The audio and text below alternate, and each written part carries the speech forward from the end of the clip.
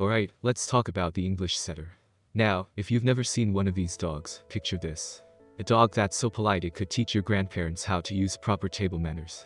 They're the kind of dog that looks like it's one awkward tail wag away from being a royal dog, and honestly, they probably are. These dogs don't just walk into a room. They glide in, like they're auditioning for a movie role in an old-timey aristocratic drama.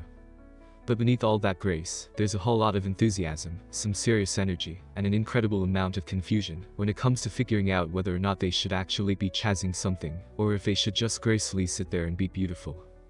So, what do you need to know about the English setter? Buckle up, because we're about to dive into one of the most elegant yet confusing dog breeds you'll ever meet. 1. The look. Beauty, elegance, and possibly a little too much fur. Let's start with their looks. These dogs are, for lack of a better term, model material. I mean, these dogs could easily pass for the lead role in a commercial for something like luxury or gentleman's cologne. With their long, silky coat and the way they carry themselves head high, chest out, you'd think they were born to grace the cover of a magazine. And let's talk about that coat. The feathers on their legs and tail. It's like they're walking around in the dog equivalent of a cape. You see them prance and think, yeah, that's what happens when elegance gets mixed with a serious attitude. They also come in some of the most beautiful colors you can imagine: orange and white, blue Belton, and lemon, because, of course, a dog this fancy deserves a color that sounds like a dessert.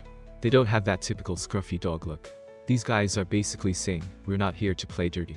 We're here to look good while running. But don't let the good looks fool you. That long coat needs some serious maintenance. This isn't a breed you can just ignore when it comes to grooming. You can't just let them roll around in mud and call it a day. You'll need to brush them regularly, because that lovely coat has a tendency to mat. That's right, mat. It's not the lovable messy dog matting either. It's more like the I've been to the doggy spot too many times, and now I'm pretending to be a runway model matting. 2. The energy. A never-ending chase, mostly after your socks. Alright, here's the thing about the English setter. They're not just pretty, they're fast. These dogs have been bred for hunting, specifically for bird hunting, and they have the energy to back it up. It's not just that they're active, they're like the Energizer Bunny on steroids. If you think you're just going to go for a light stroll around the neighborhood, think again. These dogs are basically saying, let's do this, but can we run instead of walk? Maybe a few laps around the block. And don't think for a second that you're going to tire them out. They have the stamina of someone who's been training for a marathon since birth. You could be out there, running, panting, and doing your best to keep up, while they just give you the is it. Look, they're on a mission, folks. Whether you're at the dog park, in the yard, or even just walking down the street, they're looking for something to chase. The thing is, they're not always great at deciding what's worth chasing. They'll go after a squirrel, or a butterfly, or even just a leaf blowing in the wind. Their motto is pretty much, if it moves, it's mine. If it doesn't move, well, that's just weird. They're not lazy, and if you don't give them enough exercise, guess who's going to start tearing up your furniture, gnawing on your shoes, and creating a general state of chaos? You. So, if you're not the outdoorsy type, the English setter may not be the dog for you. These dogs need to run, jump, and get all that energy out every day. Otherwise, prepare to be labeled as the one who can't handle their dog. 3. The intelligence. Smart, but also a little sidetracked. Now, I'm not saying English setters are dumb, but they do tend to get a little distracted. You want them to focus on a task. Forget it. They're more likely to be focused on that bird, or that squirrel, or anything that's not what you're telling them to do. They're intelligent, no doubt.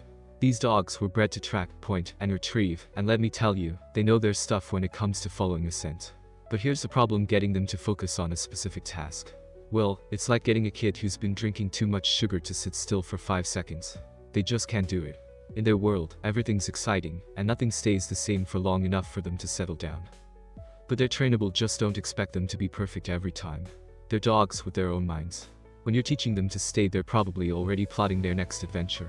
And let's be honest, you could be teaching them something for hours, only for them to look at you like, okay, but did you see that thing over there? They're always ready to take a detour. 4. The temperament.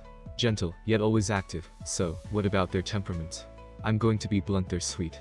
English setters are some of the most gentle dogs you'll meet. They're affectionate, loyal, and they're not the type to be aggressive or standoffish. If anything, they're more likely to be affectionate than anything else. They're the kind of dog that wants to be near you, that will wag their tail and snuggle up when they're not busy running circles around you. But let's not forget, they're also high energy. They're kind of like that one friend who invites you out to do something, but halfway through the event, you realize they're not just having fun, they're on a mission to make sure everyone else is having fun too. They'll be right there beside you, wagging their tail and probably trying to organize everyone into a game of fetch, whether you're ready for it or not. They're great with families and children, and generally get along well with other dogs. They're not the type to start fights, but they're also not above playing some roughhouse games if they're in the mood. They love to be part of the action. And if you're ever feeling down, this dog will look at you like, come on. Let's go for a run, and maybe chase a few things while we're at it. They're basically the pep talk you didn't know you needed. 5. The health. Keep them active, keep them happy. English setters are generally healthy dogs, but because they're so active, they're also prone to certain conditions like hip dysplasia, cancer, and bloat. Keeping them at a healthy weight and giving them lots of exercise is crucial to their well-being. A fit English setter is a happy English setter, and a happy English setter is a dog that doesn't destroy your shoes. 6. Grooming. You can't just ignore the coat. Let's face it, the grooming will be a part of your life forever if you adopt an English setter. They've got that long coat, and it needs attention. It's not a lot of work, but you do need to brush it regularly to keep it clean and prevent matting. If you're not into the whole grooming thing, you might want to reconsider. These dogs shed, and you'll be vacuuming up hair like it's going out of style. 7. Conclusion. The perfect combo of grace and chaos. So, what have we learned? The English setter is a dog that will teach you two things.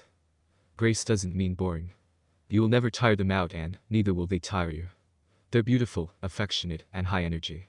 They might distract themselves during training and leave you wondering if you're being outsmarted. But if you're ready for a dog that will both chase you and chase after everything else, then an English setter might just be the perfect dog for you. You love them, but you better be ready to put in the work to keep up.